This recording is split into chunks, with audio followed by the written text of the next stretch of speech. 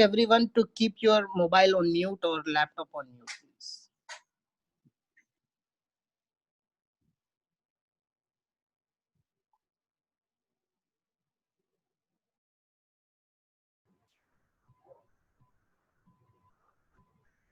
Hi, good morning, everyone.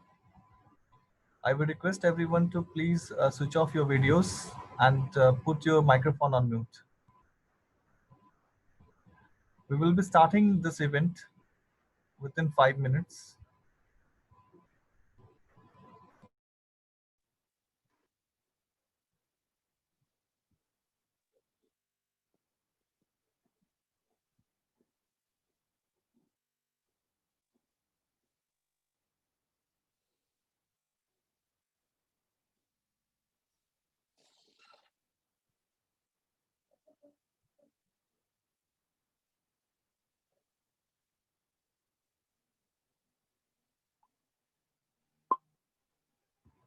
I will be requesting everyone to please switch off your videos.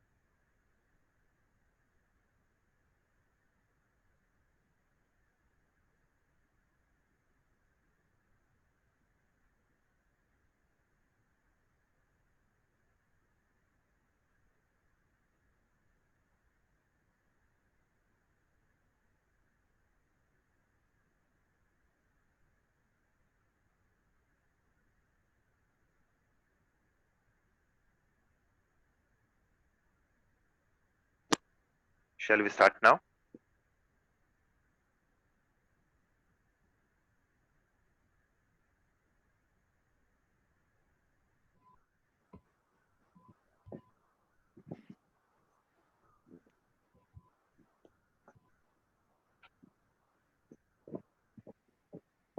Anirudh?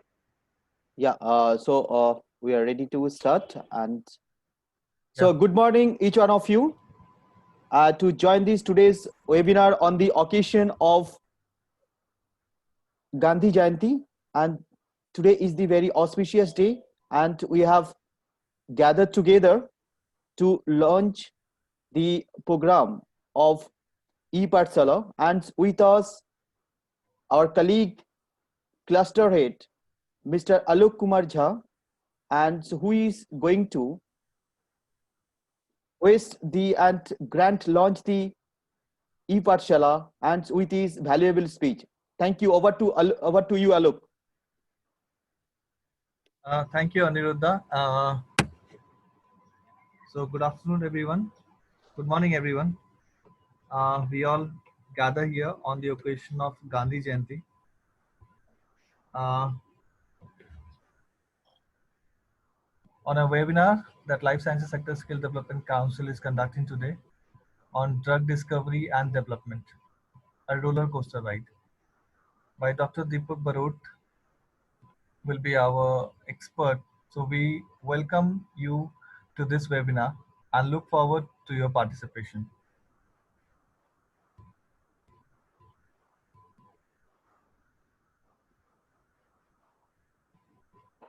As Gandhi said, live as if you were to die tomorrow. Learn as if you were to live forever. Mean your skilling and learning should continue as much as you can.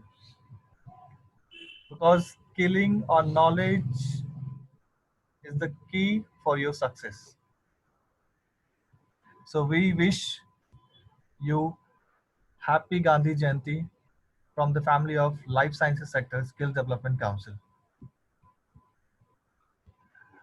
Life Sciences Sector Skill Development Council is a national level skill certification and apprenticeship body in life sciences, which include biotechnology, pharmacy, clinical research, It's work under the aegis of Ministry of Skill Development and Entrepreneurship, Government of India by National Skill Development Corporation.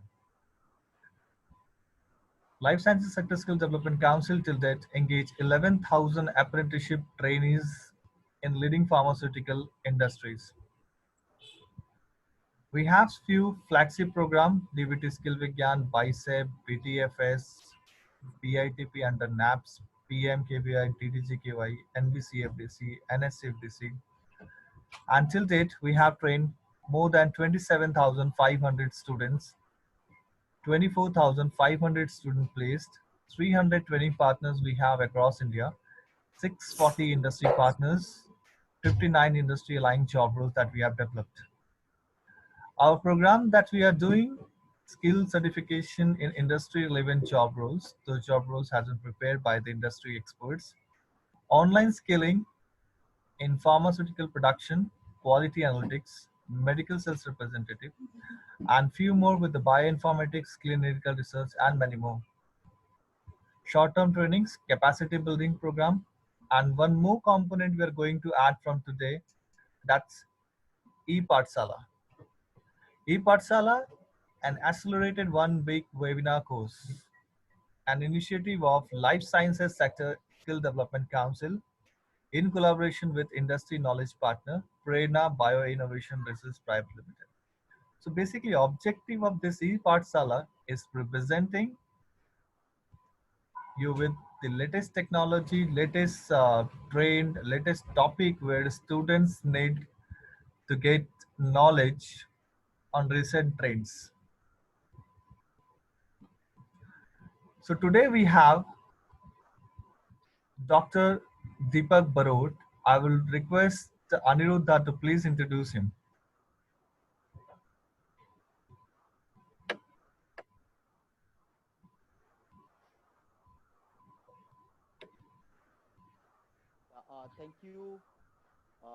Thank you, Alok, and for your insightful speech to the students.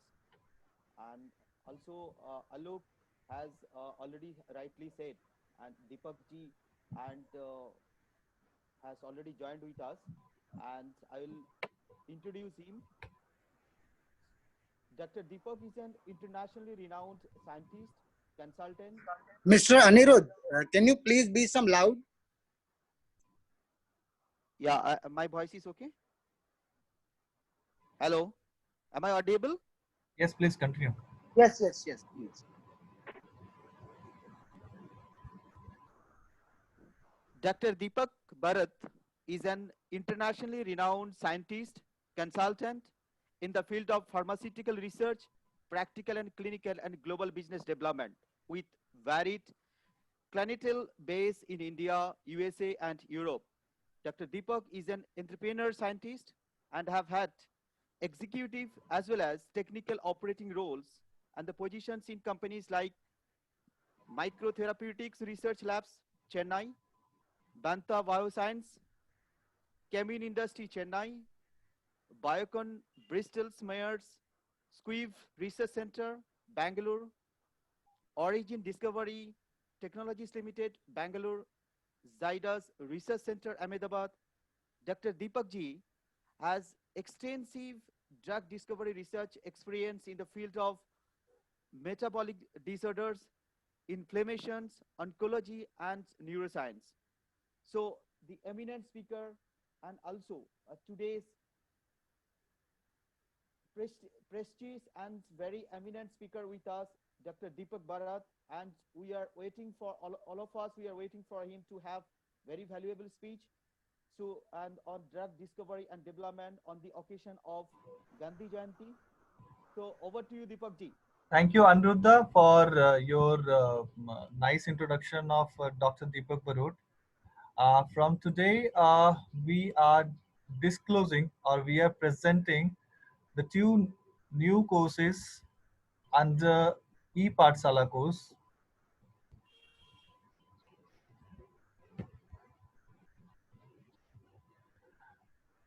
Drug discovery and development.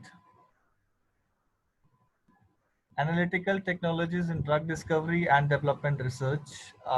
as we are talking about the drug discovery and development, I must tell you, India is one of the leaders in drug manufacturing. And today, as trends are going on every year, we need to discover lots of drugs. So we have designed and developed a very economical course for our students who can go through this training program by having 1 week of their time, and they will learn lots of things. They can take away drug discovery and development, connect scenario, introduction to drug design and quantitative structure and active relations, computer aided drug design, rules of in vitro, ADME and in vivo. So lots of things are there. And our methodology is to have online webinar lecture season through industrial experts. And you will be having a assessment and certification by the Life Sciences Sector Skill Development Council. Even during this week of training through industry experts, you will be overgoing through the career counseling, and we are inviting science graduate, BSc, MSc, B Pharma, M Pharma, chemistry, biology, microbiology, biotechnology students, pharmacy students, or any other life sciences related field students who want to make their career in life sciences. So they can visit our website www.lcplsdc.in, or they can contact communications@lcplsdc.in. We have our knowledge partner PBR, Prerna Biotech Research. So these are the two programs that Life Sciences Sector Skill Development Council is presenting today, along with this today's webinar on drug discovery and a roller coaster ride.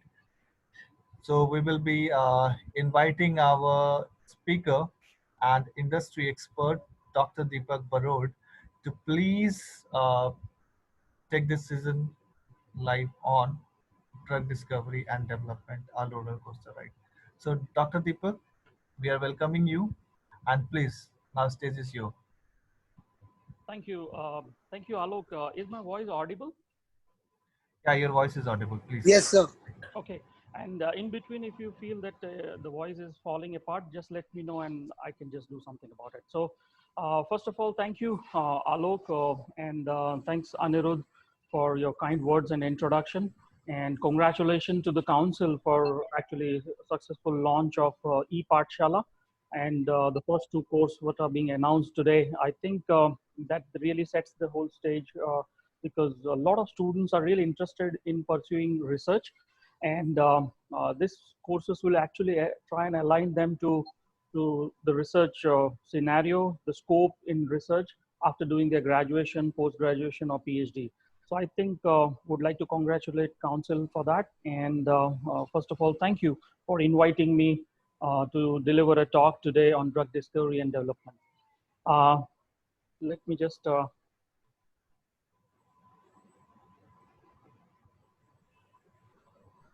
is my screen visible?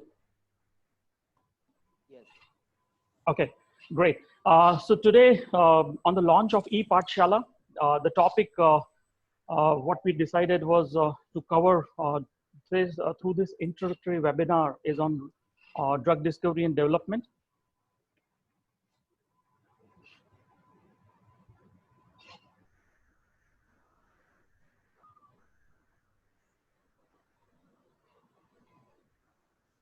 All right. So during the talk, I'm just going to walk you through different topics. Of course, in my last career of close to around 2 decades, more than 20 years into drug discovery and the development field within India, I think it's very tough to really cover the entire drug discovery and development within 40 to 45 minutes. But for the benefit of student, I just thought that it's important that if I can just cover and then give you a snapshot view of drug discovery and development, so that at least whichever field you belong to, be it microbiologist, biotechnologist, or a chemist, or analytical chemist, or a pharmacologist, or a veterinarian, any field of life sciences you belong to, at least you will be able to see where you fall in place or where you can connect within the drug discovery and development. And accordingly, going forward, based on your interest and based on your field, you can actually choose to work into research. So that's the whole purpose of today's today's whole webinar, introductory webinar. And actually, as I was telling you that for a researcher from a drug discovery, the biggest satisfaction is like when you happen to be a part of something which actually gets into market as a drug. So I think I was fortunate to get such opportunity to be a part of several such projects in oncology, in inflammation, in neurodegenerative disease, metabolic disorders. And I'm so glad that I could contribute a little bit in my capacity to be a part of one of the projects on a drug called Saraglitazar, which was officially launched in 2016. This was the only drug, synthetic drug from India to get an approval. It was a PPR agonist drug for dyslipidemia indication.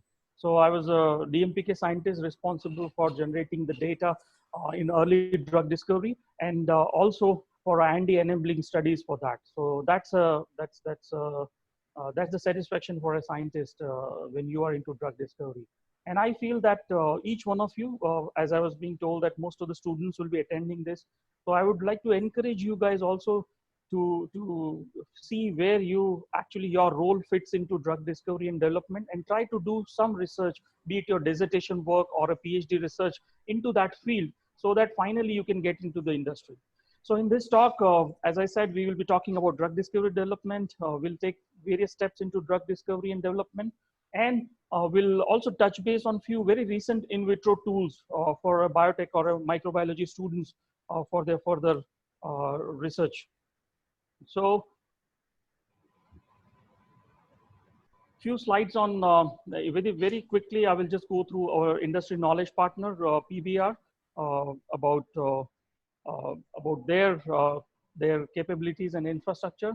So, Prerna Bioinnovation is a contract research organization, and which is into drug discovery and development research, and they believe in quality science, better research, and whole efforts are to bring in a novel medicine into the market. So it's a out and out contract research organization supporting preclinical as well as clinical research, and any studies which requires its preclinical screening or a or a clinical screening. I think those services are provided. Just a snapshot view of the labs. SCPCSA approved animal facility, because as you can understand, for drug discovery, preclinical plays a major role. So in preclinical, CPCSA approved laboratories in place, and then other wet labs, microbiology, analytical labs, they have been working. It's a small CRO working on a few novel projects. One of the success was with the launch of Cariolac, which was India's one of its kind enzyme mixture for improvement of digestion. And just by improving the digestion in milking animals, there was improvement in efficiency of the animals. So there was increase in yield, there was increase in fat percentage. So that was a novel product where they worked in collaboration with a biotech company from Hyderabad called Karyotica Biologicals. This was the launch when the product was officially launched on a World Veterinary Day. Then it was duly covered in media as well, because of the very reason that just by improving the digestion, there is a huge scope that we can improve the efficiency of milking animals. And India being one of the largest country in milk production, I think this product was a novel and a make in India kind of product it was. So very recently, they also launched a UV disinfection box, a portable, affordable one for all kind of UV sterilization for the home usage. So with that, let us jump into drug discovery and development roller coaster ride to clinic. So basically, I personally feel that as in a roller coaster ride, there are so many ups and downs, right? You can scream, and then you can even at the same time you can enjoy. So basically, drug discovery is something similar. You know, it's full of uncertainty. There's so many ups and downs. The whole process, you will see that it is a real long, tidy, expensive process. But the whole journey is really exciting, because with every experiment, with every assay, with every screening you do under drug discovery, there's something to learn. So that's where this makes this whole field a very exciting field. That's why I call it as a roller coaster field. So as this cartoon clearly says, like there are so many aspects. It's a multidisciplinary approach, which I'll try to cover in subsequent slides. But you will see it starts from a need. There is a need for a clinical, what is a disease? So is there a clinical need? So that's where the project starts. Is there a possibility of doing any patents? So as we have seen in the first lecture about all the details about how to go about IPR, so even that plays a major role. You should have a preclinical plan in place. Even the regulatory understanding of the entire process is important, because you have to apply for so many approvals with the country or outside country regulatory agencies like DCGI or FDA or European Union. So even regulatory pathway is very important here. Finally, a business strategy is must, because without that, it won't be focused. Without finance, you can't run any projects. Clinical design, clinical trials, they also become a part of it. And finally, what we look for is return on investment. That is in terms of reimbursement. So that's how this is a roller coaster ride. Okay. So for the students, just to showcase you that there was a time when discovery used to happen just by chance. Okay. But now it's not possible. Of course, it is possible, but it has to be still organized, because otherwise, like we have many examples of like penicillin, which was just a discovery by chance. This is another cartoon which just says that I stopped taking medicine because I prefer the original disease to the side effects, right? And that's a reality. I mean, on a lighter note, but yes, many times there are so many untoward side effects of a drug. At the same time, for research people, they are always excited with very small or significant results which they get out of their experiments. And generally, this is what happens, that go get someone from accounting to kill this damn excitement. So this is what makes this whole field really interesting. So if you talk of drug discovery steps, okay. So as I was telling you that it's a very long process, okay. So it takes around 10 to 15 years from an idea generation all the way to having your drug approved into the market and launched and getting into the post-market surveillance. So that's a long process. It takes around 10 to 15 years. Now, of late, I would say in the last few years, this time duration has now reduced, but still it's a long process. If you talk of investment, you're talking of $2 billion of investment on a project, which is a huge, expensive process. And what are the chances of success? So it says 0.003%. In subsequent slides, I will actually mention, I will explain how it comes to only 0.003%. So finally, the goal for every scientist and together for any company when they're developing a product is to come up with a safe, efficacious drug into the market. Okay, so there is, but still there are significant failures in the drug in the clinic, and there are quite a few many reasons for that. Sometimes it is because of lack of efficacy, sometimes it is because of toxicity, and sometimes it is because of poor ADME properties. So if you see ADME properties almost a decade ago, it used to be one of the major reasons for the failure of drug in clinic. It is up to 40%, but now if I say almost 8-9 years ago, it has come down all the way to 7%. Means the drug can fail in clinic because of poor ADME properties, only 7% instances. So this has happened because of our improved understanding of ADME properties, because of our improved infrastructure in terms of advancement of technologies, instrumentation. So we will cover that in next few slides. So if you see, this is the whole process, right? There's something called as early drug discovery. Then we get into preclinical studies, then get into clinical development. Finally, FDA reviews your application and they approve your drug, and then happens the fourth stage called as post-marketing monitoring. So if you see, I'll just spend a minute on this because it covers the whole summary of entire process. So it starts with target identification.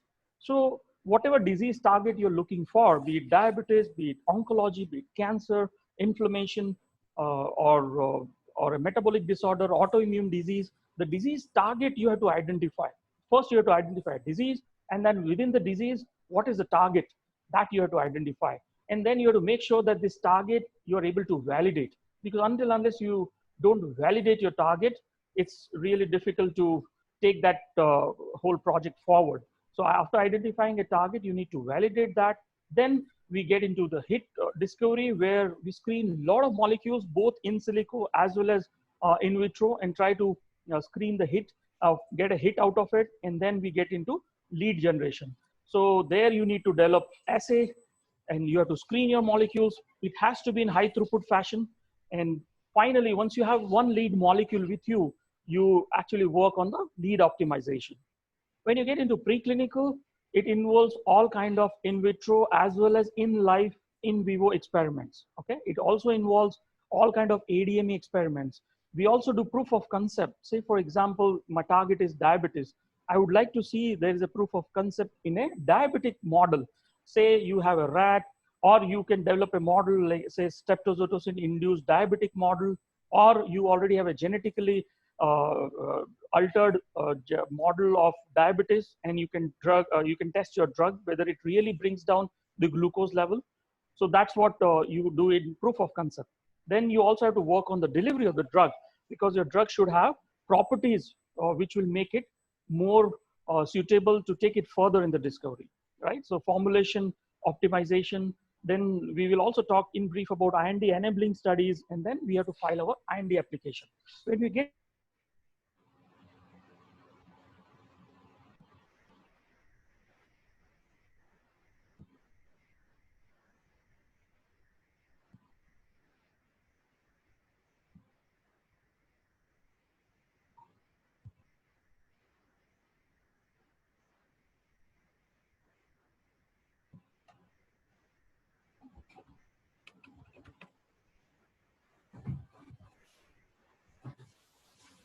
right, it's not that straightforward. You have to come up with a molecular basis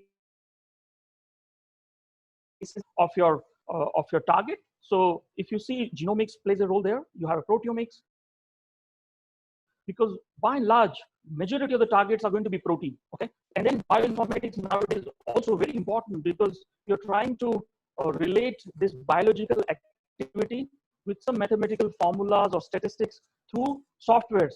So even bioinformatics help you in a great. And then cellular targets, these are basically, so even microbiology, biotechnology, all these things plays a major role. Getting into lead discovery, if you see, this is the complete role where you get from chemistry. It could be organic, inorganic chemist, because they are the people who will come up with combinatorial chemistry. They will do the synthesis. And then you need biologists, also microbiologists or a pharmacologist, who will be doing assay development. And then you need pharmaceutical scientists who will do the high throughput screen. Okay, and then once it passes that stage, as I mentioned earlier, medicinal chemist plays a major role, because they have to do SAR, which is structure activity relationship, or structure activity based on the liabilities on your molecule. You would like to modify the structure, come up with more structures, more scaffolds. So chemistry, and then finally you have to do chemical synthesis of the molecule. So that's the role of chemist.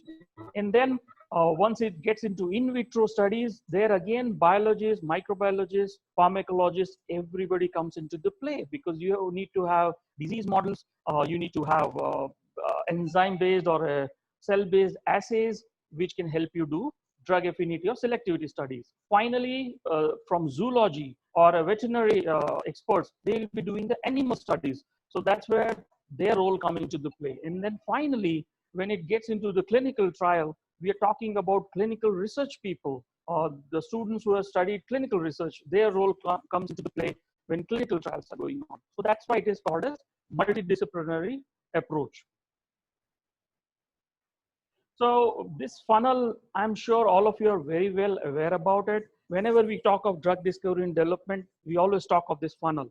So this is nothing but, once you start this process, you start with 10,000 molecules. By the end of this whole journey of almost 10 to 12 years or a 15 years period after discovery, preclinical, clinical trials, you're going to have hardly one molecule which is going to be approved. Okay, so that's what is the funnel of drug discovery. if you see from a costlier affair, yes, of course, it's highly costly affair, because if you see this slide all the way from 1995 to 14, every year this is expenditure in $1 billion. R&D's, research and development, it has increased from $15 billion all the way to $50 billion in 2014. And I'm sure it is much, much higher than this in current scenario. So investment have gone up. Unfortunately, our success rate has not gone up the similar way. But I'm sure in time to come, with this advancement in technology, with advancement in our understanding of the whole process, even our success rate will also improve. We always complain why this drug is costlier, but please understand, friends, there's a huge investment into it, okay? We are talking of $335 million of investment only in preclinical studies, $450 million investment in clinical trials, and more than 100 million gets into the post-approval cost. So that's why this whole process becomes costlier. So at the same time, please don't forget that this cost is not only for the successful drug, but it is also for the one that fails. So that's where, please understand, just an example, if you take 30,000 compounds are being synthesized, by the time you reach out to the stage of ROI, you are actually talking of just 0.003%. So like in every phase, they are going to be dropped. So from 2000 in preclinical, 200 gets into phase 1, 40 gets into phase 2, only 12 gets into phase 3, only 8 gets approved, and passes phase 3. And finally, the return of investment comes only on one of them. So that's what we call it as, it's a very costly affair with minimum success rate of 0.003%. So attrition at late clinical trial is very expensive. So what we say is that do extensive screening of your molecules early in discovery, so that if a molecule fails, if it fails early, it will fail cheap. Yeah. So do whatever research needs to be done at an earlier stage in order to ensure that whatever drug goes further, those drugs are only the drug which have potential to become successful, but at least for the liabilities, for the untoward effect, lack of selectivity, lack of efficacy, toxicity potential, please screen those drugs early and make them fail so that it doesn't cost you much later. As I was telling, expenses have always been increasing in R&D. For the failure of the drug, please understand, this is an older slide, but still it used to be like 40% reason was for the failure of the drug because of poor pharmacokinetic properties. More than 20% fails because of toxicity issues. More than 30% fail because of lack of efficacy. So these are the still reasons for which your drug can fail. Again, few more reasons for the failure of your compounds. As you can see in phase 1, in preclinical, majority is because of toxicity, your drug can fail. During phase 1, again, because of safety reasons. In phase 2 and 3, surprisingly, it is because of efficacy, your drug can fail. So what is the importance of pharmacokinetics in clinical drug attrition? So I'll just take a few seconds on this slide. As I was telling you that it's a role, it's a amalgamation of so many disciplines together, okay?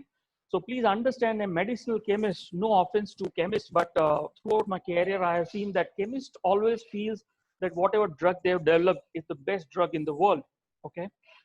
And then he will come to you as a biologist and he wants you to screen these drugs, okay?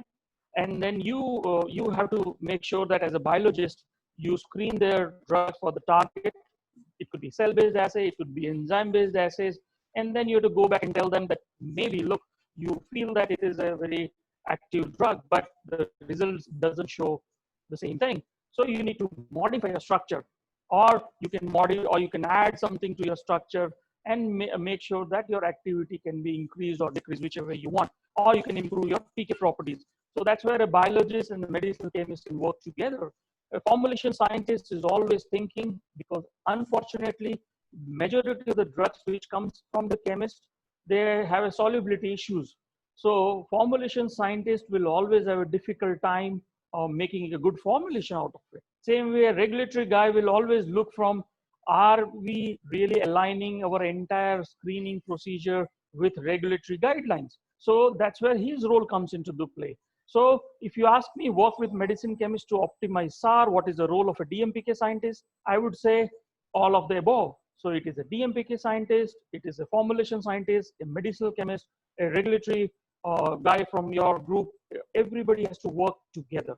This slide says 40% failure because of PK, but as I was mentioning now, this failure has come down to all the way to 7%.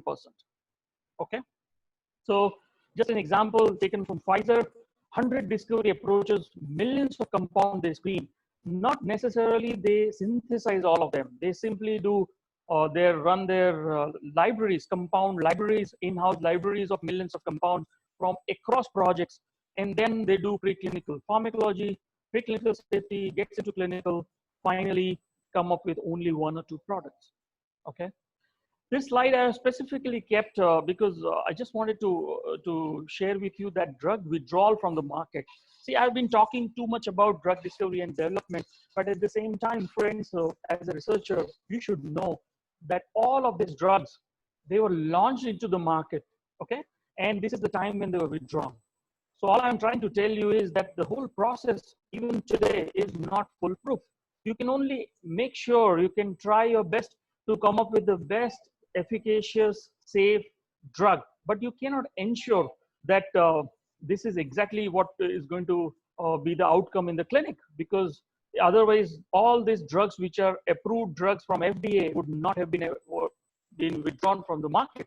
If you look at the reasons, majority of them are showing toxicity, hepatotoxicity, liver damage, heart issues, some stroke, angina, liver toxicity, hepatotoxicity is same. So it's like somewhere around untowards effect because of safety, toxicity. So that's what you have to keep in mind while you're doing your research, okay? And then also that still, even for Western countries, the whole process is not foolproof. This is the example of that this many drugs are still launched after going through all the entire process. They need to be withdrawn because of side effects, okay? So let's spend just 1 minute on this particular slide, because this will really summarize the entire process of drug discovery and development, okay? So as I was saying, what are the traits you want in your molecule? You want that molecule, it should be targeted, means it should be highly selective. If it is not selective, it can have off-target effects. You want that the drug should be highly potent, because if your drug is potent, then the final dose in human could be even kept low. It should be physically stable, otherwise it will have an issue with manufacturing and the storage. As I was telling you, formulation scientists would always want a reasonable amount of solubility of your compound. It should be permeable so that it can absorb from your intestine and then get into circulation and reach the site of action. It should be metabolically stable. Again, it is debatable, because based on if it's a pro-drug approach, then you want it to be unstable so that active metabolite can be used. Same way, non-inducing, again, yes and no, because based on the target, right? It can be inducible or inhibitor, it can be decided. Same way for reversible binding to the target, it should be non-toxic in terms of non-teratogenic, non-mutagenic, and it should be patentable.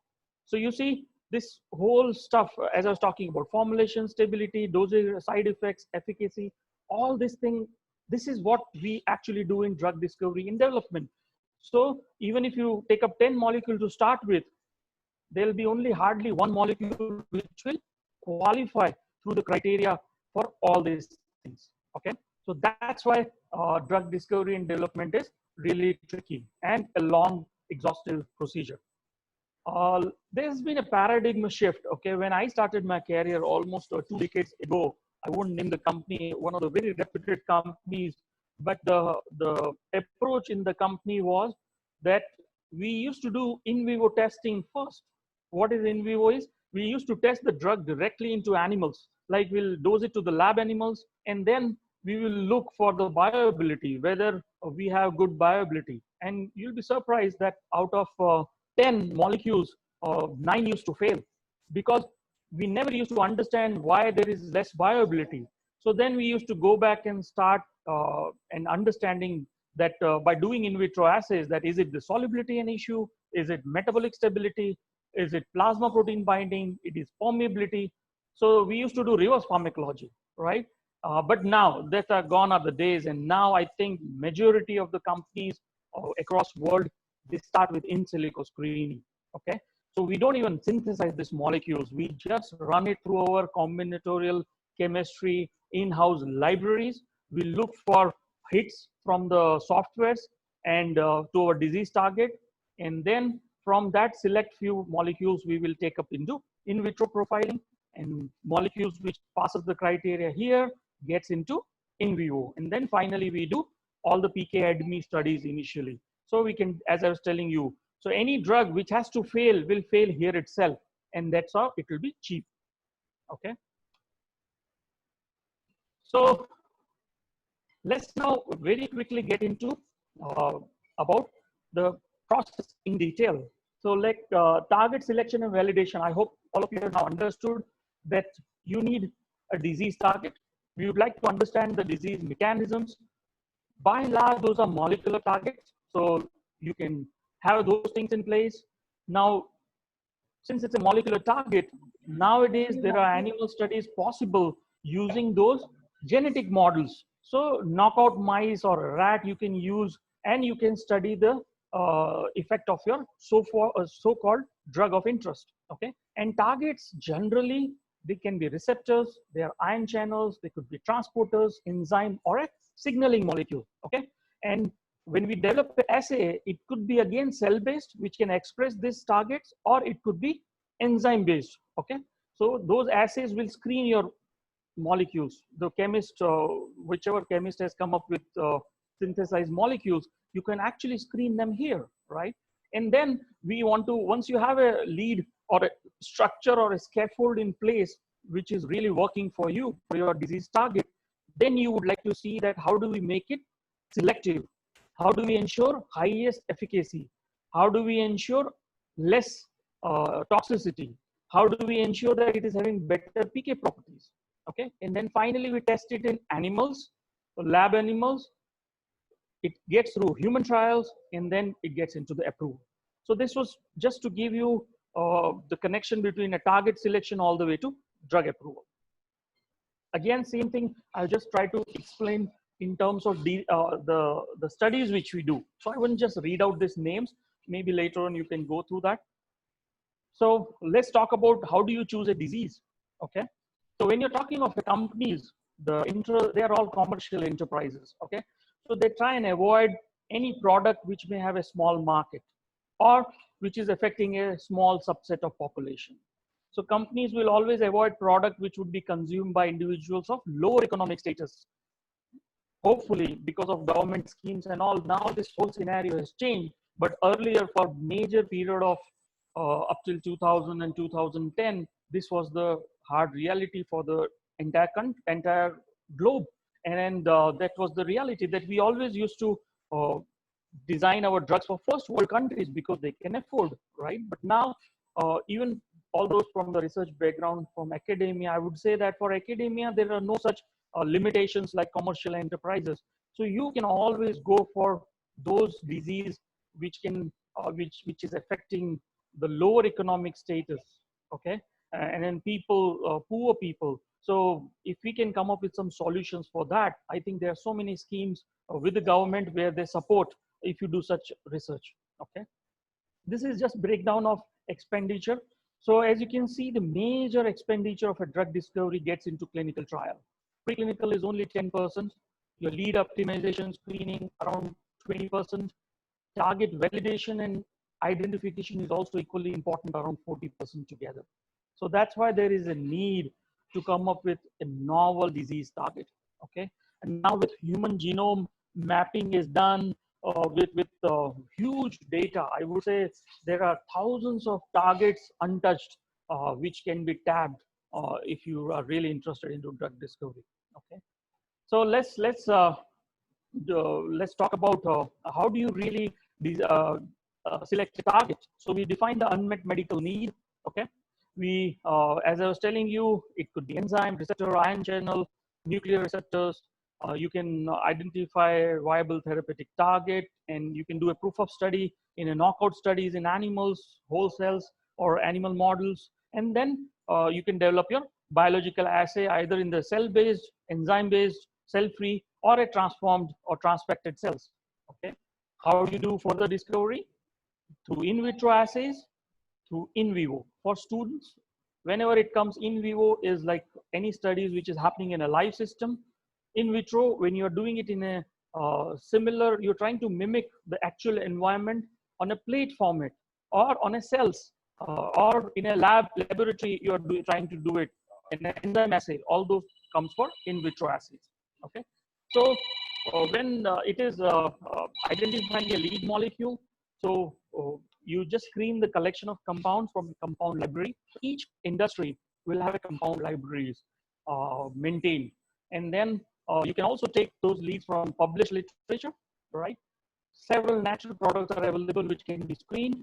You can find your lead product from that, and then you can do a structure-based designing. You can modify that structure, and then you can optimize that to see whether there is a proof of concept molecule in place or not. And once you have that molecule, you have to look for drug-like properties.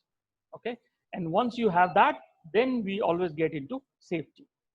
So let's talk about screening for hit identification. So why I mentioned this is like this is high throughput fashion. It happens nowadays. Earlier, when I started my career, or even before that, it used to be a laborious process. But now it's a state of art technology is available, like where you screen large libraries against various biological assays, and it's like hundreds of molecules can be screened in just few days of time, and that really makes the whole process very interesting. So screening, as you can see, these are huge automated screening platforms.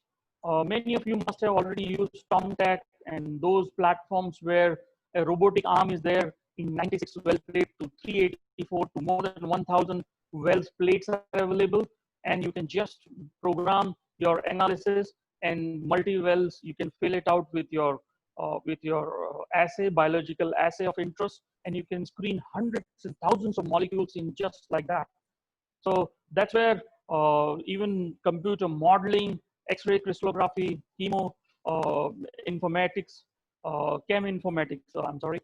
So all this thing really helps you to do it in a high throughput fashion, because now is the time where things needs to be done in a very aggressive fashion, because as you can understand, the whole process is such a long process of drug discovery. You actually need to do this thing pretty aggressively.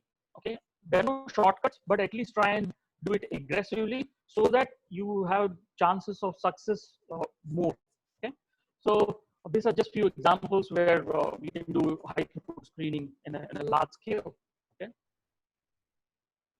so very quickly to tell you, the large library of compound must be available. Okay, only then you can do this, and you should have that particular assay validated in place. Say for example, I'm just talking about assay, but for students' benefit, say for example, I'm working on a diabetic target, okay, and my target is DPP4, dipeptidyl peptidase 4 inhibitor.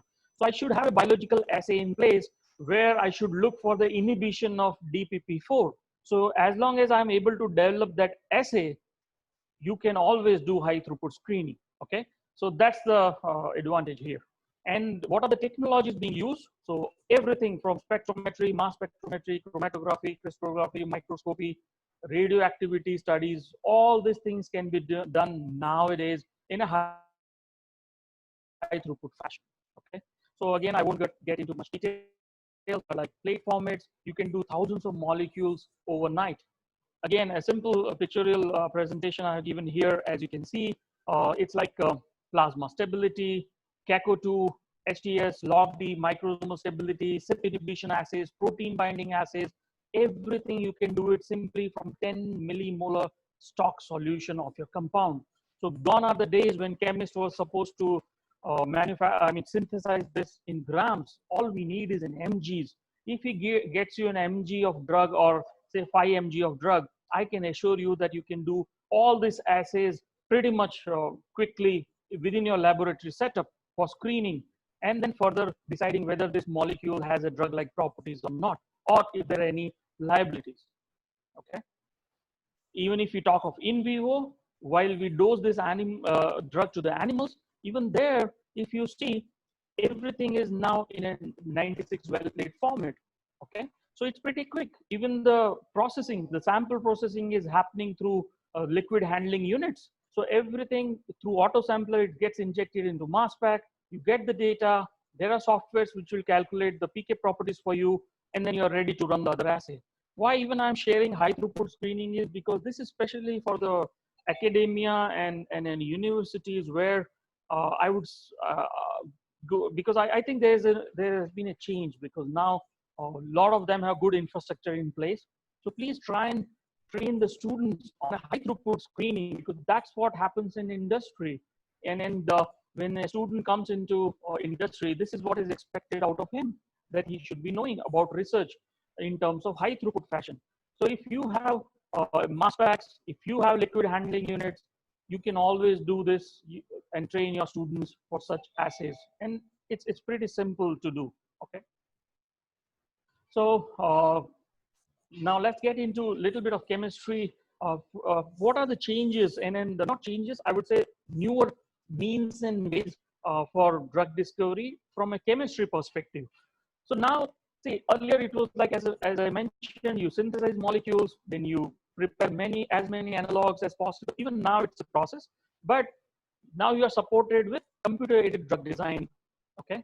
And then you can, based on this, you can come up with most potential scaffold or a structure, and then you get into manufacturing or a synthesis of analogs, and then look for very high potency, ensure that they have got very high selectivity, and go further, okay? Which was earlier, because of CADD and all were not there, it was little tough for chemists, but now a lot of in silico tools are available to support a medicinal chemist. Just to very quickly to explain you computer-aided drug designing, is like there are softwares, there are systems available where you see chemical database of more than 6 million compounds, okay, or structures. So what happens is, now if you come up with a molecule, you can always do a molecular docking, okay, and you can always check how well it is fitting, it is getting fitted in the biological system at the molecular level. And there itself you can screen your molecules. The molecules, which structures which may not fit well, you can remove them at a molecular docking level itself. Once you have defined a molecule, within the molecule, we want to see what is the pharmacophore, which is the pharmacophore available there. So even that modeling can be done here, right? So now these tools are available. These are all the professional softwares which are all available, and this can be used, and you can really accelerate your medicinal chemistry efforts in terms of drug designing, okay? So now let's take an example. This is after CADD, which is the other way of designing molecules. So it's like take an existing structure and then you can modify.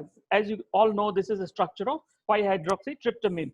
So what you have done is just a small change on the side chain, sulfur dioxide and amine, and on this side you made small changes, and you end up having sumatriptan, which is an imitrax, which is one, as from the structure it says it's a hydroxytryptamine agonist. So an existing structure, you have done some modifications, and you can still further screen this and then see if biological activity is getting improved. Is the selectivity, is it highly selective to 5-hydroxytryptamine? Even those things can be checked.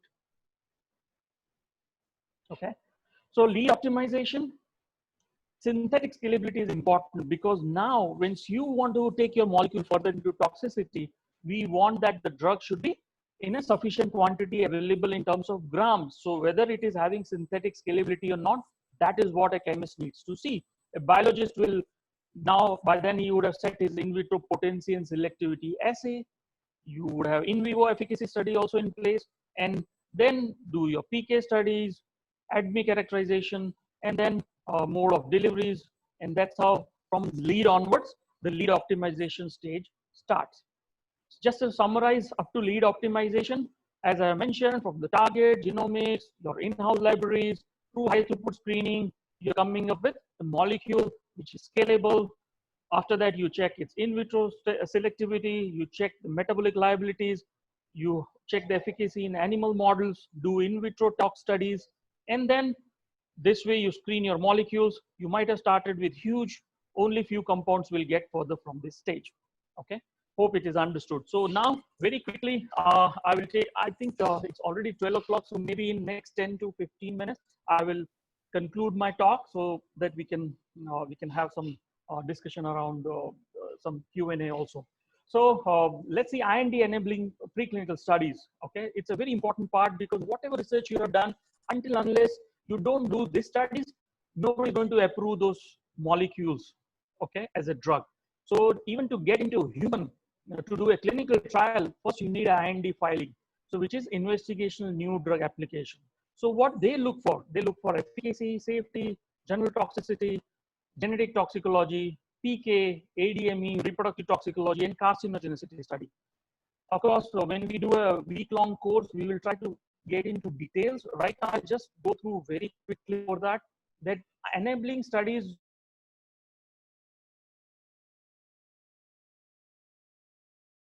questions like who are the patients, what is unmet medical need, what is the expected dosing, where will it be delivered. So these are the few studies which are must, because that's what FDA needs, because based on that they will demonstrate, once you demonstrate the safety, then they will give you permission to get into human, first in human study. Okay, so in vivo models will definitely demonstrate the efficacy. That will be the pharmacology. So you will understand the efficacy, the impact, even interpretation of toxicology. You should have good understanding of pharmacology. From safety pharmacology, there are core battery assays, well defined. You should cover cardiovascular system, you should cover respiratory system, and you should cover central nervous system. Okay, so this will cover your safety pharmacology data. General toxicology, always remember what are the toxicities. You need to identify the dose where toxicities may come, and that's what we want to avoid. That's why these studies are important. Okay, and then calculate the safety margins, no observed NOA levels, species selection, dose selection, how much is the duration, is it a long-term drug, it's going to be an antibiotic, it will be hardly 3 days of administration, what is the route of administration. Generally by default for human, our route is always oral route. Okay, and what was the endpoint. So these are the things we look for.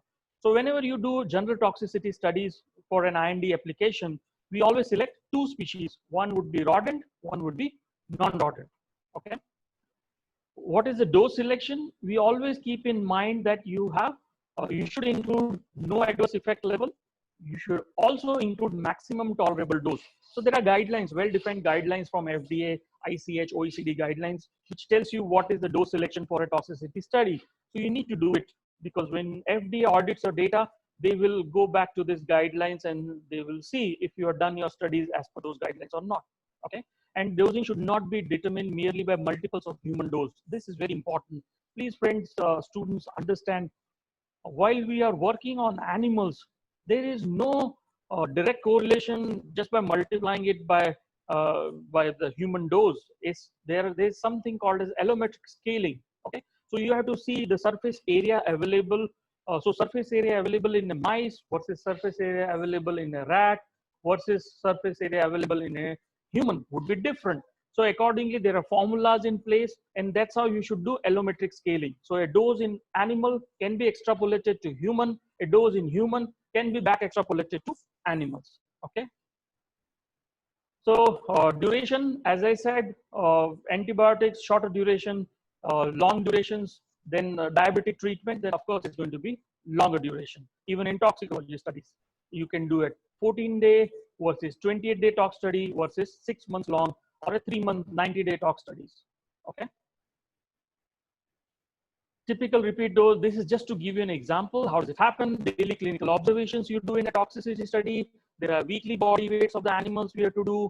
There is functional observational battery you have to mention, you have to follow.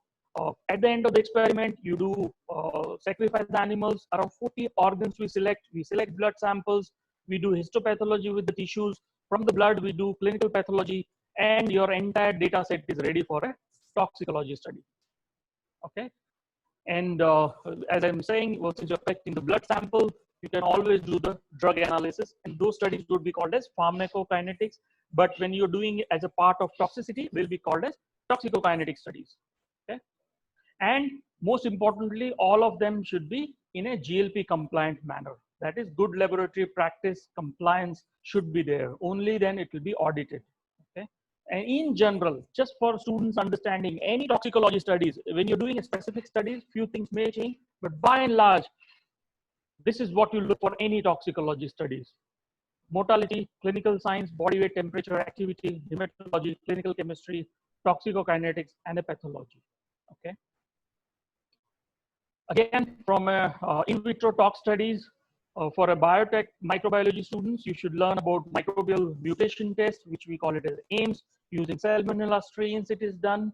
We do micronucleus test. We have to do chromosomal aberration test. Very simple assays can be developed in your lab, and exposure will really help you later on when you really want to get into research field. Okay, so this is what you should be doing in a in vitro tox studies. So reproductive tox is important whenever the drug is going to be utilized for pregnant women or for a long duration. So we need to do all kind of reproductive toxicity studies as well. Carcinogenicity studies is a must. A continuous use of 6 months or more of a drug, then you have to do carcinogenicity studies. Okay. When you do a PK, we will quickly see in subsequent slides, but in general, you should be aware of area under the curve, concentration maximum, concentration, the time when you get highest concentration, half-life, clearance, and volume of distribution. So if you're not aware, please give some time, read about this, learn about these parameters. If you want to be a pharmacokinetic scientist, this is the bare minimum thing expected out of you. Okay. So very quickly, don't want to take much time on that. We'll take in detail in a later 1-week program. But here, when an oral drug, just for the students' understanding, when you take an oral drug, it gets into your stomach, goes to intestine, through intestinal barrier, it will get absorbed. Through portal circulation, it reaches the liver. In liver, it will go biotransformation, metabolism. You may have metabolites which will be highly polar. So through kidney, it gets excreted. From liver, and again, as we already said, that free drug, it is an assumption that free drug is responsible for action, for its efficacy. So free drug can be bound, the drug which is bound to the protein is not available, but the free drug would be available for site of action. It can go to the tissues, and then it can come back from tissues as well. When you administer a drug by intramuscular route, it gets into tissue reservoir, correct? And then from there, it is available. When you give an intravenous route, so what is the difference? It directly gets into a systemic circulation. So that's the difference between 3 routes and the fate of drug after they are being administered. So that's what we call it as ADME. It is nothing but absorption, distribution, metabolism, excretion. This is called absorption, this is called distribution, this is called metabolism, and this is called excretion. Okay. So won't spend much time on it, but absorption of the drug is also dependent on so many factors like administered dose, rate of absorption, the solubility, the molecular weight of a compound, how polar a compound is, and what is the route of administration. Yeah. Distribution again depends on lipid solubility, the ionization potential, its binding to the proteins will decide plasma proteins and tissue proteins and the blood flow of a particular organ. So this is responsible for distribution of your drug. I'll take few seconds on this because metabolism is very important. A conversion of an active drug into an inactive metabolite can happen just by metabolism, or your active drug can give you another active metabolites, or an inactive metabolite can convert it into an active drug. I mean to say it's an inactive drug, metabolized into an enhanced drug. So it was a pro-drug approach. So we want it to be cleaved so that now your metabolite is active, right? So no toxic or less toxic drug, toxic metabolites. So always remember, mutagenicity is one thing which we really want to avoid. Okay, so that's where metabolism is important. Biotransformation, as I was telling you, it is very important. Don't want to get into much detail, but please remember on the left-hand side, these are all phase 1 reactions mediated by liver, hepatocytes, by CYP enzymes, cytochrome P450 enzymes. Okay, so oxidation, reduction, hydrolysis, or decyclization or cyclization. When you add a group to it within the body, it gets added in form of glucuronide or a sulfate or a ribonucleoside. So all this thing will make it your molecule bulky, and thereby it becomes more polar and it can get through your body outside as an excretion. So that is the important of phase 1 and phase 2 metabolism. Okay, so excretion of the drug, again majorly by kidneys. It does happen by bile, through sweat. There are different routes. Okay, even through pulmonary also it can happen. So what is the take-home message for the students? I would say drug discovery development, entire DMPK, what you're going to do, it will help you to understand a safe, tolerable levels, dose, dosing regimen, optimization of the dose. These are all the basic, simple assays which can be done in any college, any laboratories. When we do the actual course, we'll get into details of each of these assays, but this will define the screening tier for your compounds. Okay, when you do in vivo studies, these are the parameters which you will look for. Very quickly, I'll touch base on solubility in just few seconds. Is because solubility, this is a BCS class of solubility, okay, for compounds. Generally, we always believe that if a chemist is able to give a compound which is highly soluble, which is highly permeable, that's the best, okay, because it will pass through most of the screening tier. Unfortunately, the reality is this: most of the time we encounter low solubility and low permeability compounds only. Okay, and that's where the challenge starts, because now low solubility, so viability will be low for that. But now with our advancement of technologies and understanding, there are means and ways. If your molecule lies in any of this table, we can enhance the solubility or permeability. These are the concepts, like you can make a prodrug, co-solvent, you can add surfactants and make these compounds still go further in drug discovery if they're highly potent. If they have a low solubility issues, you can do a particle size reduction, you can make a salt out of it, you can again add a surfactant, you can do some pH adjustment, and it can be sorted out. Same way, if you have a low permeability issues, means a drug is not able to permeate through intestinal barrier, you can always do a transporter like efflux transporter inhibitors, or you can use some nanotechnology and somehow enhance the absorption. Okay. So for permeability enhancement, just for students' sake, always remember, if you're looking for a passive diffusion, then the model for you to screen would be transcellular diffusion you're looking for, then it is PEMPA, which is parallel artificial membrane permeability assay, or immobilized artificial membrane chromatography you can do. If you are looking for an active transport, then in vitro assay you can do is canine adenocarcinoma cell line, which is CACO2, or MDCK cell line. So these are all the, why I'm mentioning in this is because for colleges, for universities, that all these assays you can very well do within your setup. Okay.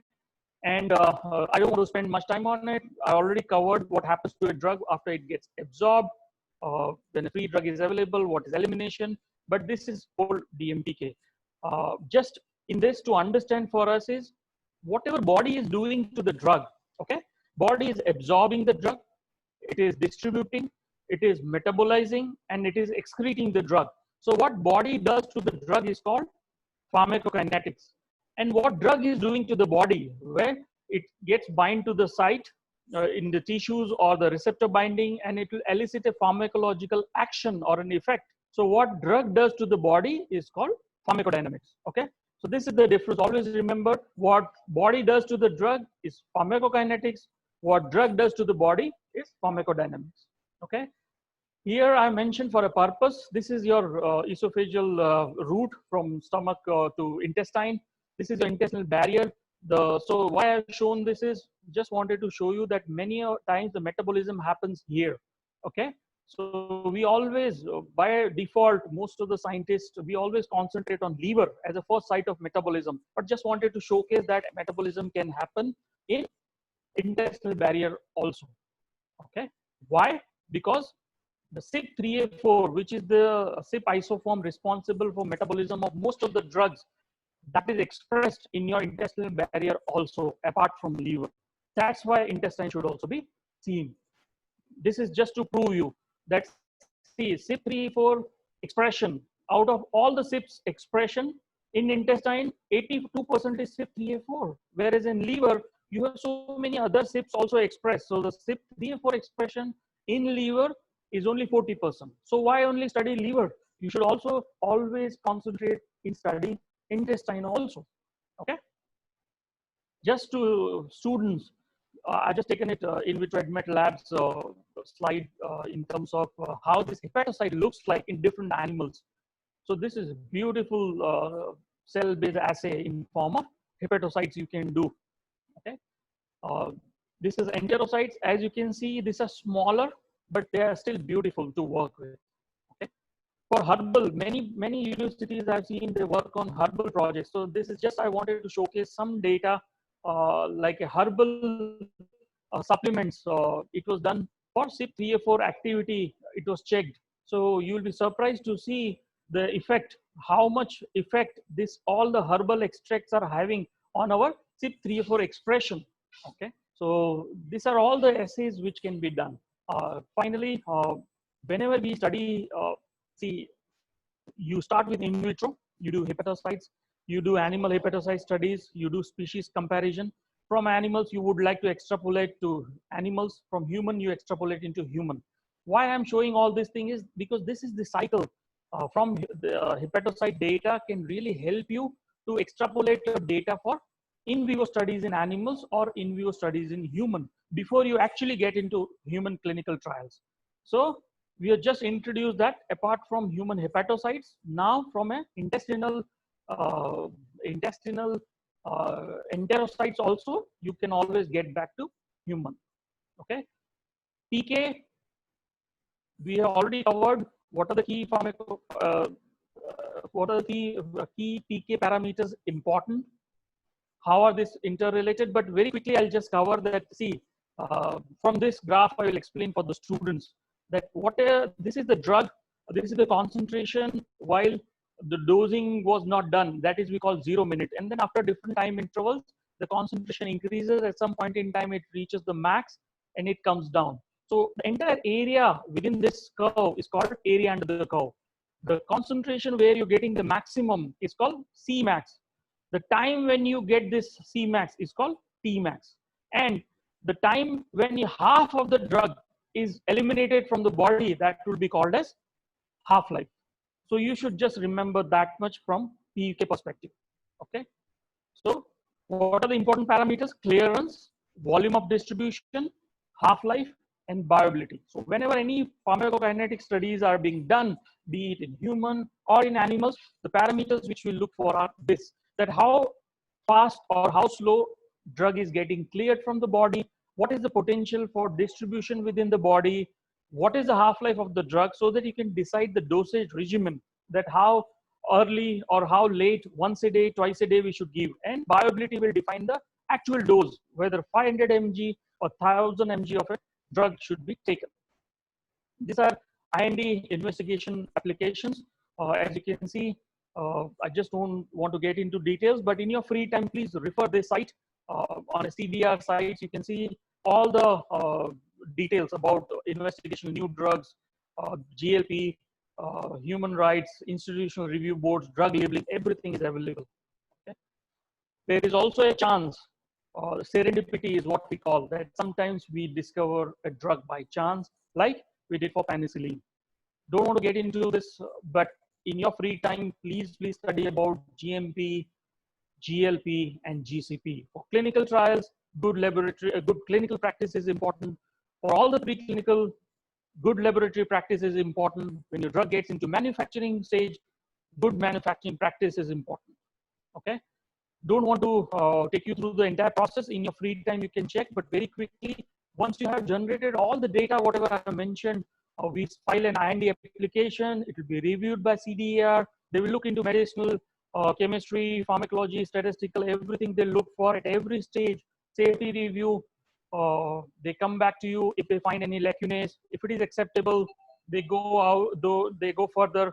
If review is completed, no deficiencies, then they approve you for first in human dosing. At any stage in time, whenever there are lacunae, they can always come back to you and notify that you need to generate more data.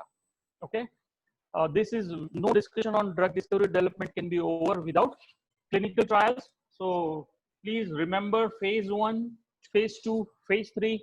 Phase 1 always happens in healthy volunteer. Phase 2 and 3 always in patient population. And most importantly, nowadays, there is something called as phase 0 has also come. Phase 0 is nothing but we look for microdosing. So in a lesser population of lesser healthy volunteers. So that's called phase 0. After all these 3, when it is launched in market, that is phase 4. Okay. So drug laboratory, again, it is available on CDSCO sites. So don't want to really take much time on this. But CDSCO's one of the important role is approval of new drugs and clinical trials and pharmacovigilance, that is post-marketing surveillance of drug safety. Friends, please, students, remember, this is if you want to register your drug in India, okay? If you want to register your drug outside of our country, in US and other market, then FDA, or in Europe, then European Union, you have to apply for. This is CDSCO, and DCGI is purely for India, okay? So this is a process, how actually an IND application happens. I already explained to you. For your curiosities, for students, always remember at given point in time, this is old data, this has increased. For this many diseases, most common diseases, these are the number of medicines under development. So just I'm highlighting so that it will give you an idea. If you want to pick up any area to work on, say cancer or cardiovascular disease, diabetes, HIV, AIDS, immunological disorders, infectious disease, neurological disorders. And nowadays you can also say COVID. So any research in COVID area would be really highly appreciated by everyone. So always remember this. Just to summarize, drug discovery, we call it as exploratory non-GLP studies, which is discovery screen up to lead optimization. We do all kind of in silico predictions. Every in vitro assay happens there. Even genotox, which is in vitro tox study screening happens. Finally, we do in vivo studies, and then we do the regulatory IND enabling studies in form of preclinical, where we are talked about general toxicology, genotox studies, safety pharmacology, juvenile tox studies, and then it gets into human. And while phase 1, 2, 3 are going on, still you are supposed to generate other data from toxicity studies. And once after phase 3, it gets into market. After launch also, it is always watched for any untoward effect. So this is the whole cycle of drug discovery, including preclinical and clinical. For you as a student, please remember that I'm just highlighting the same process I just mentioned, that from the target identification till the drug comes into the market, there are a couple of stages which are called as decision-making stage, like lead generation. That time you can make a decision whether to drop your molecule or not, or you can still decide to drop or take your molecule further after preclinical studies. So this will really help you save a lot of cost otherwise.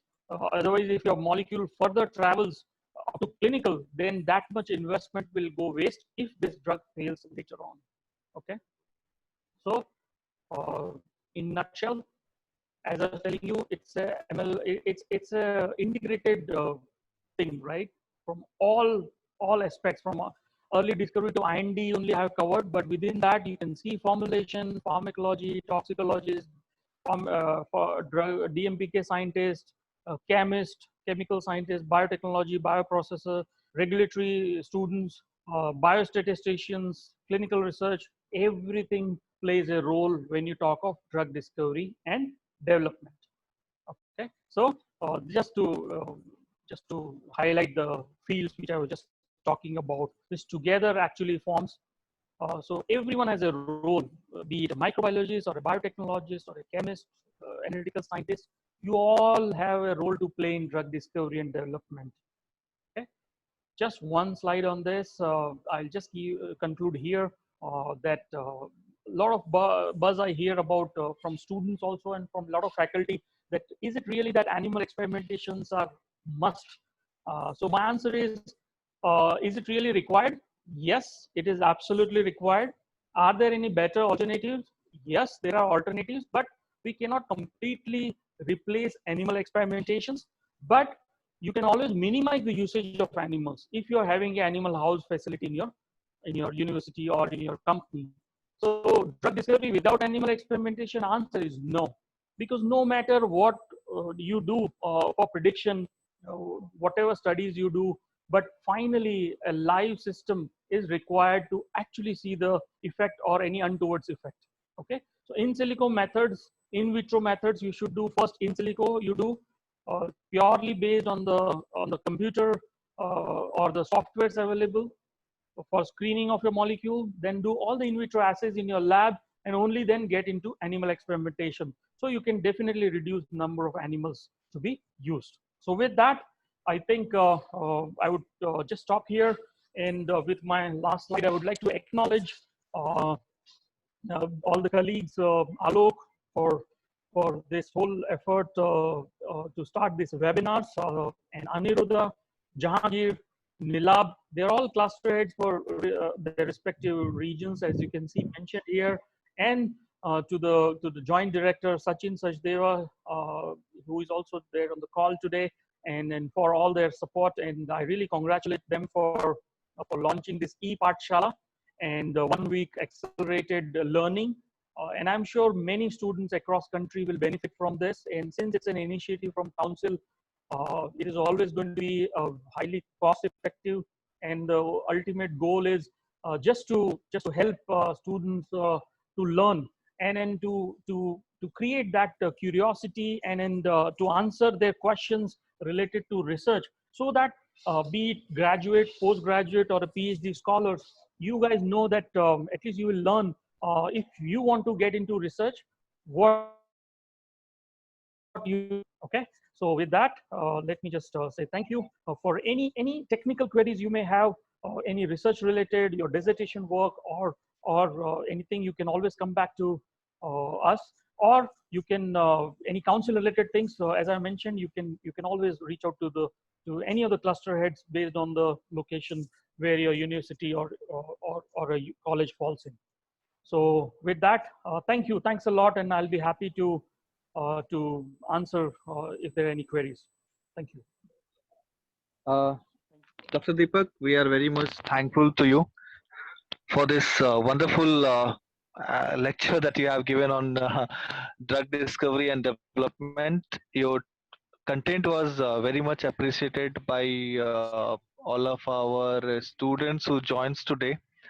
And you can also do share with your friends to go through the live recordings that will be uploaded on our YouTube channel, Life Sciences Sector Skill Development Council.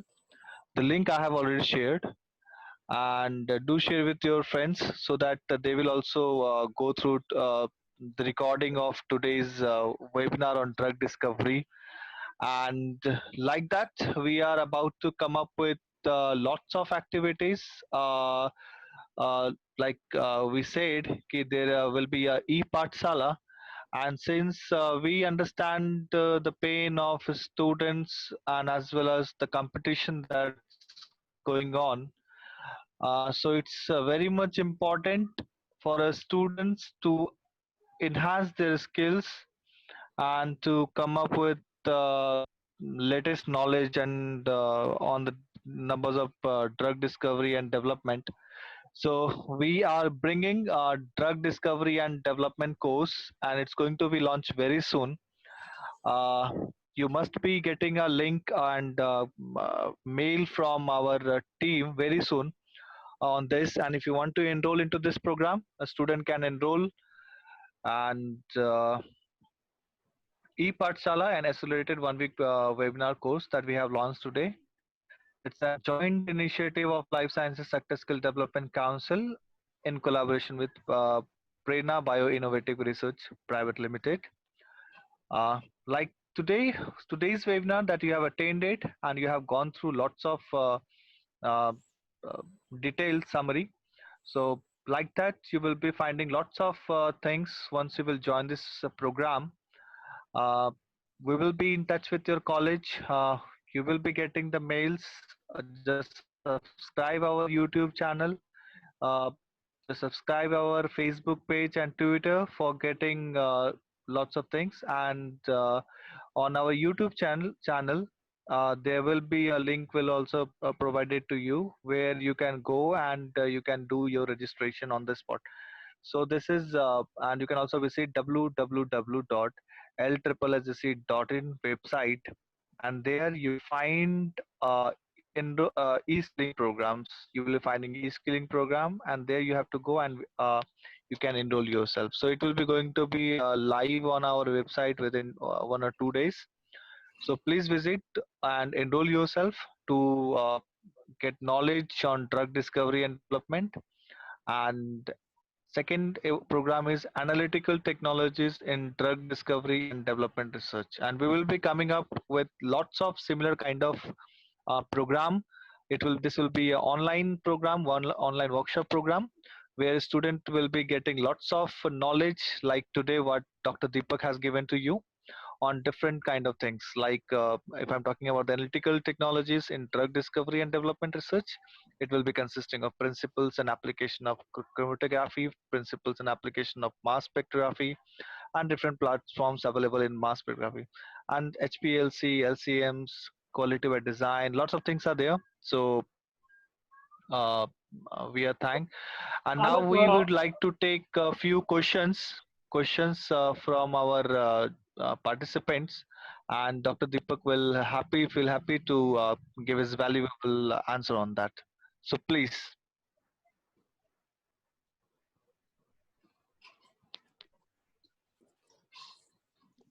If any participant is having any question, please ask. Hello, can you hear me, sir? Yes. Yeah, please. I'm Dr. Pavitra here from Transdisciplinary University, Bangalore. So our organization, like wherein we work mostly on the herbal supplementation and the herbal drugs. So how can we think about like developing the drugs in, like, say, in terms of like, if we go for a pandemic situation now, so if we are intending to do the drug discovery, so how do you suggest that the Ayurveda drugs can get into the market with the same kind of what we see for the allopathy? You know, that is one of the main drawback that we see as a standardization procedure. Like, it's not a single molecule that can produce an effect when it comes to herbal drugs. It's a combination. So how do we standardize this methodology, sir? Yeah, I agree. That's a very valid question. And in fact, I have also worked on quite a few many herbal projects. And see, the basic challenge with the herbal is, as you rightly mentioned, is compared to an allopathy drug, where you have an active ingredient, there's single active ingredient. Whereas when herbal, you start with, say, for example, 100 constituents, okay? And many a times it is not the single constituent which could be responsible for action, but it could be a mix of few constituents in a particular ratio, which really elicit a desired pharmacological action. So of course it's challenging, and that's why it is not that straightforward as it is for an allopathy drug. But still, as you must be aware that you must be following a Ayush guidelines, right, for your herbal drugs. So yes, that is what as of now we have. But if you ask me, if you want to take it in a form of an allopathy discovery screening, I would say that's very much possible, and we have done it in a high throughput fashion. Maybe offline also, I'll share it with you through email, the approaches. But just to tell you in brief, what we do is actually we go for the extracts, and instead of concentrating on only one active ingredient, the mixture of active ingredients we try to isolate, and then we get into the extracts, then go for preparative HPLC, and then we put that directly for high throughput screening, that is HTS, for all the untowards effect or even for the efficacy also. So that way we are actually able to accelerate this process. You got the point. If you have to go by traditional way of isolating single isolates, single active ingredients from each of the herbal extracts, and then try to go forward, it will be a very lengthy process. So what we try to do is, of course, there are risks that sometimes we may miss out on few important aspects, but that's the bargain you have to do, right? So what we do is we select a group of active ingredients from a particular formulation, and then take them through the process of extraction, making their aqueous or organic extract, and then going for a preparative HPLC. We isolate that in sufficient quantity, go for a solvent concentrator, and then put them for our STS platforms for high throughput screening. So at least that will help you. All the SIP liabilities, all metabolic liabilities, those can be studied in a fast track manner. But analytically, I must say that it is really challenging, because in discovery of allopathy, we always deal with one analyte, whereas in herbals, you're going to deal with quite a few many analytes. But as I said, there's the market, that's the sample you have to work with. Thank you, sir. So, like say, as a bioinformatician, we have a set of targets where we were looking for somebody who can help us in the screening. I would like to thank you and Mr. Alok actually providing this right platform to me. Thank you so much, sir. Thank you. We will be taking one more question from our student participant. Please ask.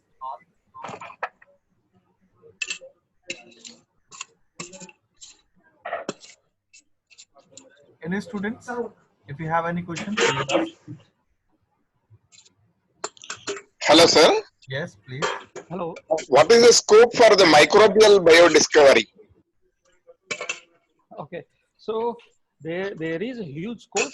I mean, I would say for a discovery, from a discovery perspective, there is a huge scope for a microbial discovery. I would say there are so many projects which I'm aware of goes on microbial isolations. I mean, isolates from everything and anything from the environment, and people are able to use it to the advantage in terms of decreasing the pollution, or somehow even for the electronic e-waste. I have seen that novel microbial isolates have come into play, which really helps you in digestion of your electronics e-waste. Okay, and then it can be useful there, and even for probiotics. And then there are so many places. I mean, I have seen many students have done their work on isolation of bacteria or microbes, even from salt, from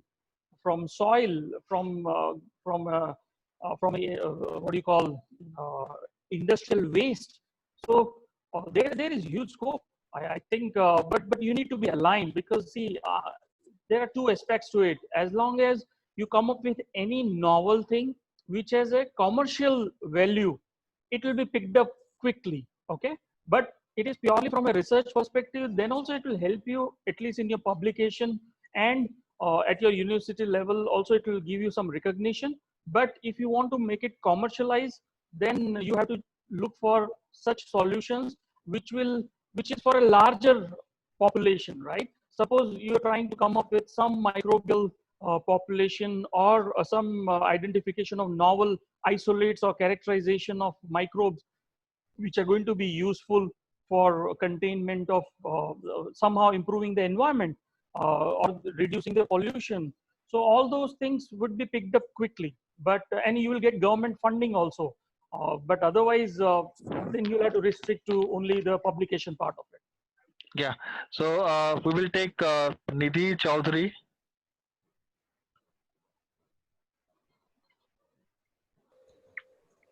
Thank you very much, sir. Good afternoon, everyone. So first of all, my heartiest compliments for a beautiful, wonderful talk. And it is a dream come true to actually get the knowledge, in-depth knowledge of moving through our journey towards drug development. I am from Amity University, from Amity Institute of Biotechnology. And so my question is pertaining to the researchers plus teachers who are working in university, not in a research institute, government funded research institute. So we are doing both teaching and research. And as you know, we work within our funds given by the government, small bit of that. So my query is that if a person intend to work towards drug development, a person like us can only reach maximum up to in vitro and in silico within our own means. After that, we need to move outside and find out for contacts for Animal House and other further clinical trials and all, which is a very big journey. And majority of people like us stop after certain, endeavors towards that. So I'm really concerned about such workers who need some contacts, some mentors who can channelize the work further. It's maybe many molecules die down because we cannot move further in lack of the facilities and the right connects. All right.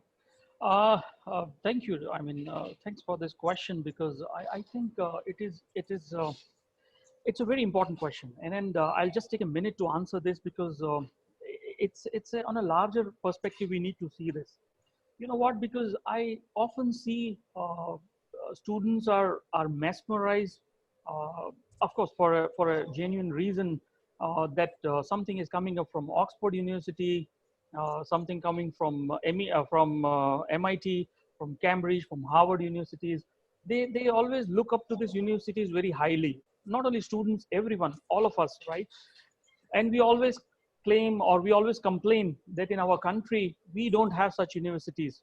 But I have a slight disagreement on that, and I feel that, I personally, I know of many universities within our country which are well equipped, huge infrastructure in place, highly learned faculty in place.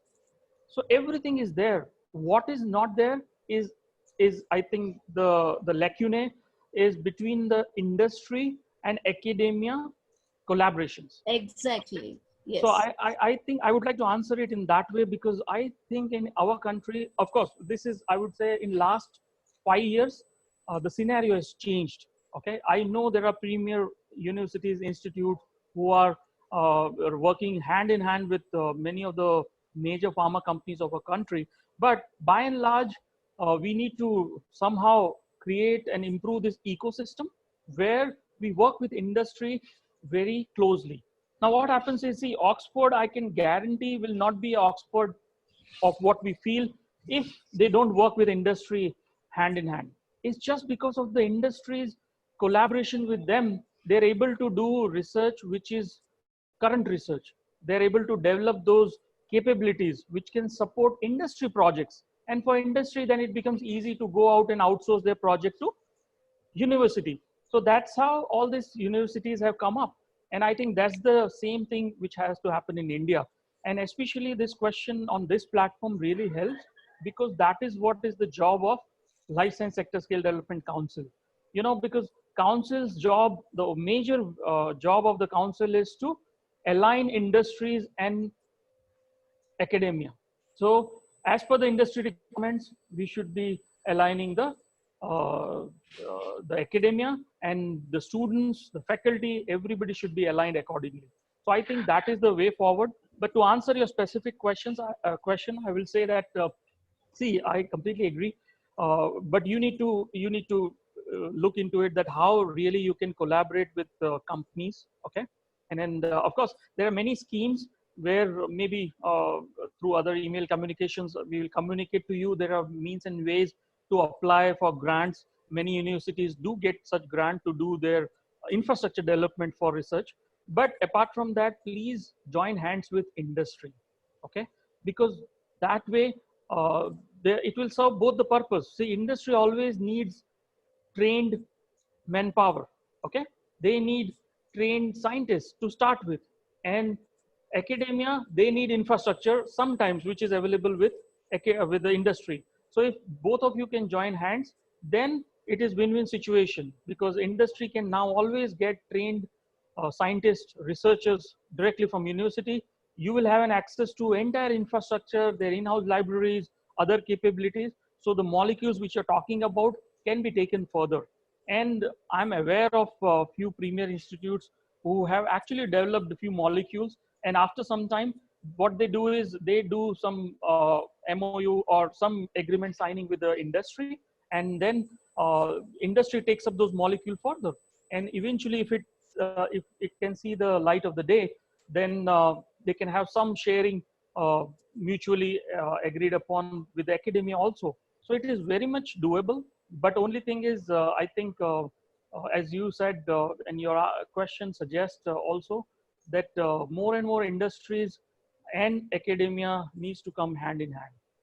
Okay, because as long as we are not really aligned, if we don't align our courses, if we don't align our training as per the industry requirement, then industries will never come back to academia.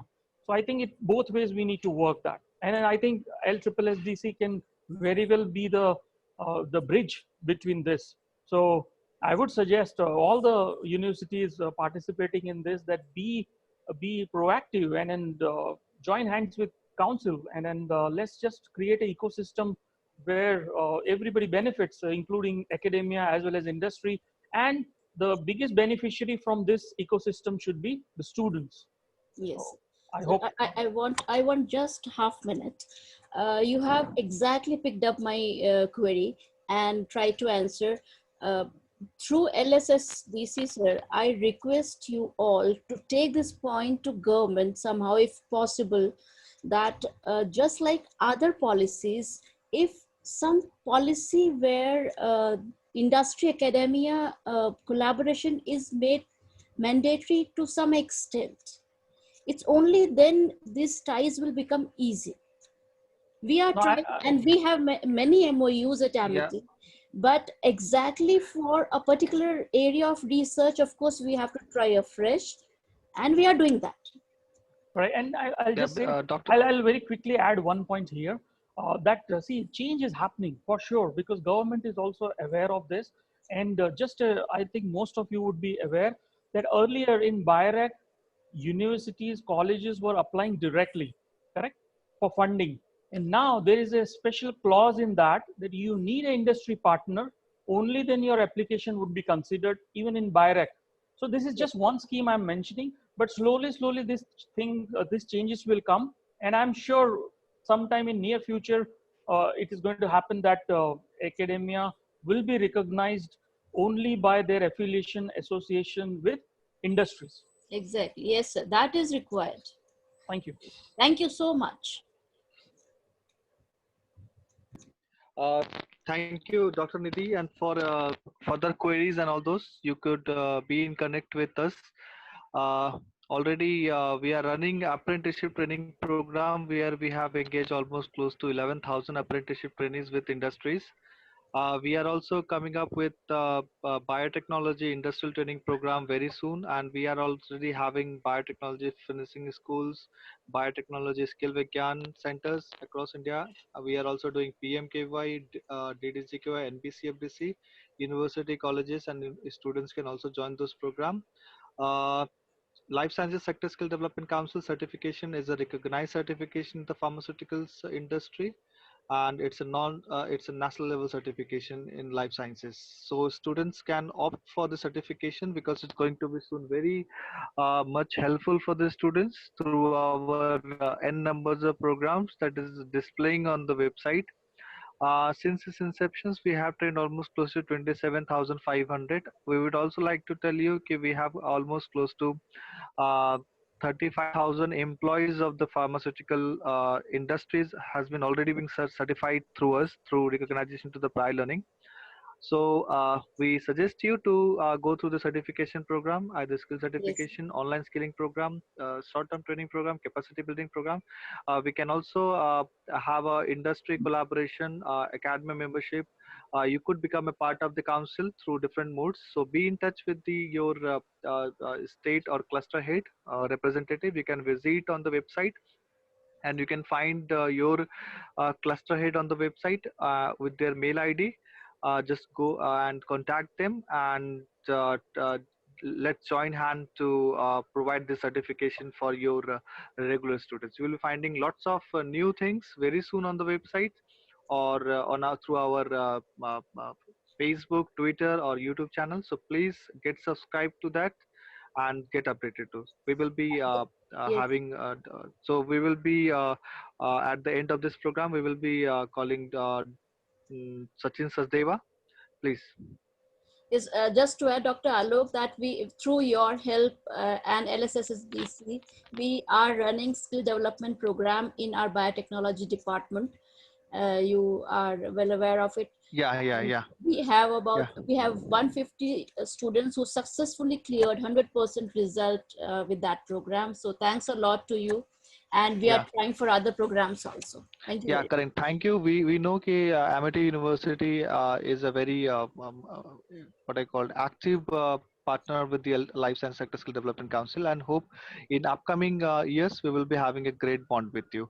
So this is just going to be an end of this program. Dr. Nidhi, I will be in touch with you after this program, and we would like to thanks Dr. Deepak for such a wonderful program that he has conducted, and he is coming up with lots of program.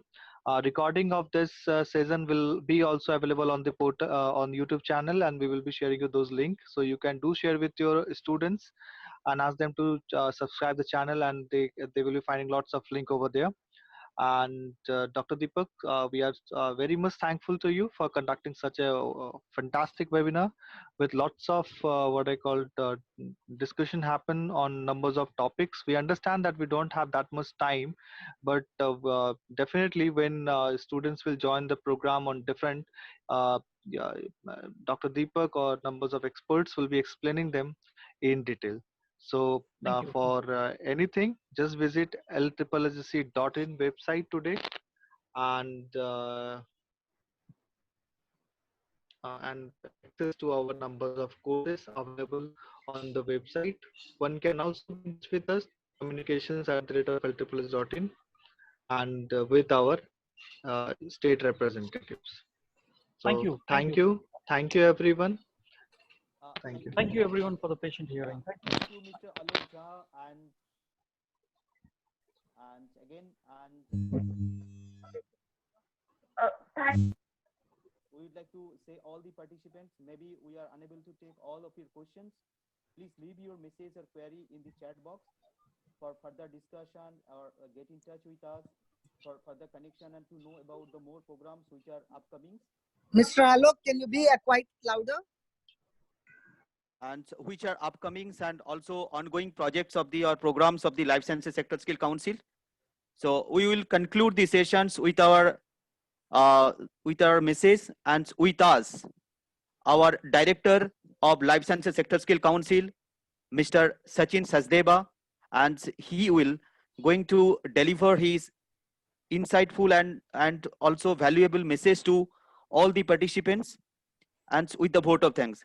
Thank you so much, and over to you, Mr. Sachin Sachdeva. Yeah, thank you so very much, Anirudh, and thank you all for joining today's session. Thank you so much, Dr. Deepak. Today's session is very insightful. You shared a lot of information with us, and definitely, it will help students to learn more on drug discovery. Thank you all, for patiently listening. Just, want to quickly share a few words shared by Dr. Renaud Dubose,